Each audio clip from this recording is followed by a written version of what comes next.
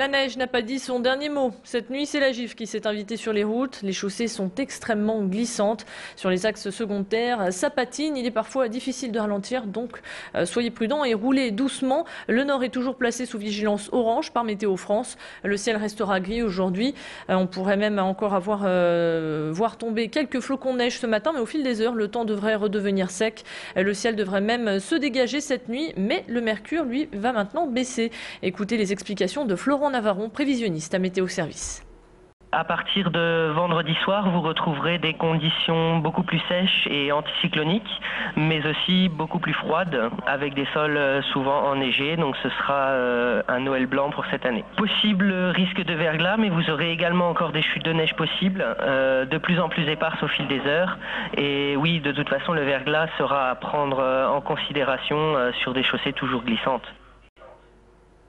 Côté circulation, évitez de partir trop tard en direction de la région parisienne.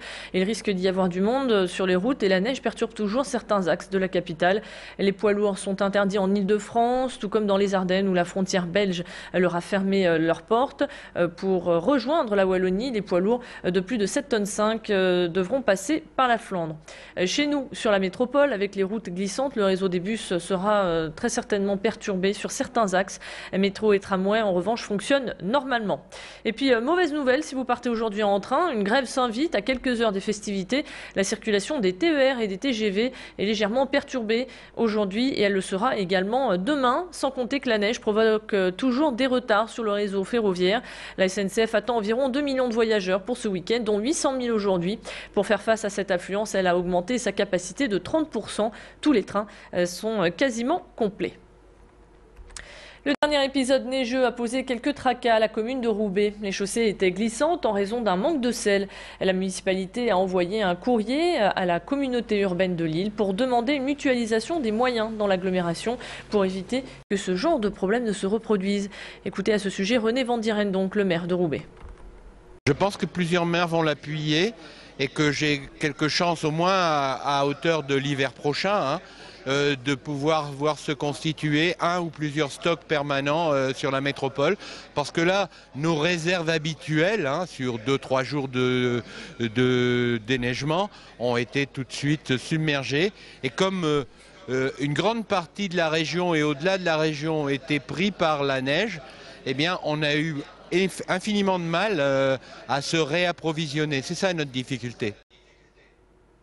Et on reste à Roubaix où la famille Fouquet a reçu son plus beau cadeau de Noël. Le petit Olfried, 4 ans, est arrivé d'Haïti il y a quelques jours. Après de longs mois d'attente, c'est enfin le bonheur pour cette famille qui va passer son premier Noël ensemble. Une chose est sûre, le Père Noël ne manquera pas de gâter Olfried.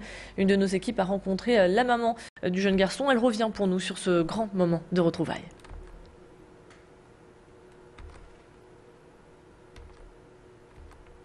Dernier, j'ai passé la journée et une nuit avec lui à Haïti. La rencontre a été merveilleuse. C'est un petit garçon au bout de 5 minutes qui souriait déjà. C'était assez extraordinaire. Comme si on s'était toujours vu. C'était vraiment plein d'émotions. Et puis le lendemain, on est reparti ensemble jusqu'à Lille pour retrouver le papa et la grande sœur. L'avenir est rose. C'est un Noël magnifique déjà. Et puis une année 2011 qui s'annonce beaucoup plus belle que l'année 2010 a été. Un gros plan à présent sur le logement. BBC comprenait bâtiments basse consommation. L'environnement est à la mode et encore plus quand on peut réaliser quelques économies. Car ces bâtiments sont mieux isolés pour mieux garder la chaleur et tout l'équipement est fait pour réduire la consommation d'électricité. À Houpline par exemple, 6 maisons de ce type ont été construites. Elles sont en bois et sont d'un design plutôt moderne. Ici, malgré un hiver assez rude, les locataires voient leur consommation de chauffage divisée par 2. Une bonne nouvelle en tout cas pour leur portefeuille. On devait allumer plus souvent quand même le chauffage que par rapport à ici, quoi. Ici, je vous dis, on l'allume qu'au soir. Là, le matin, on peut se permettre de ne pas l'allumer, quoi. Parce que dans notre maison, on devait quand même l'allumer avec les températures extérieures qu'il y avait, on devait quand même être obligé d'allumer le chauffage. Qu'ici, on n'est pas obligé. Il fait quand même bon dans la maison sans allumer le chauffage, quoi. Hier soir, le Père Noël est venu légèrement en avance dans la commune de Hem pour rendre visite aux enfants avant sa grande tournée de ce soir. Sous les yeux écarquillés des petits et des grands, il a descendu la façade de la mairie et a ensuite distribué quelques friandises. La soirée s'est terminée en beauté avec un joli feu d'artifice. Tanguy Lécluse était sur place, il a rencontré le maire de Hem qui revient pour nous sur ce rendez-vous traditionnel. Le Père Noël vient tous les ans à Hem depuis une dizaine d'années, le 23 décembre au soir, et il descend la mairie devant plus de 1000 spectateurs et beaucoup d'enfants, comme vous avez pu le voir. Je pense que c'est une fête traditionnelle qui se perpétue d'ailleurs chaque année, avec un feu d'artifice à l'issue de cette distribution de friandises. Je pense que ça fait partie de la convivialité, de ramener l'ensemble de la population devant la mairie, devant la maison commune, pour partager ce moment de fête et ce moment festif en famille. Voilà, et Noël maintenant, c'est dans quelques heures.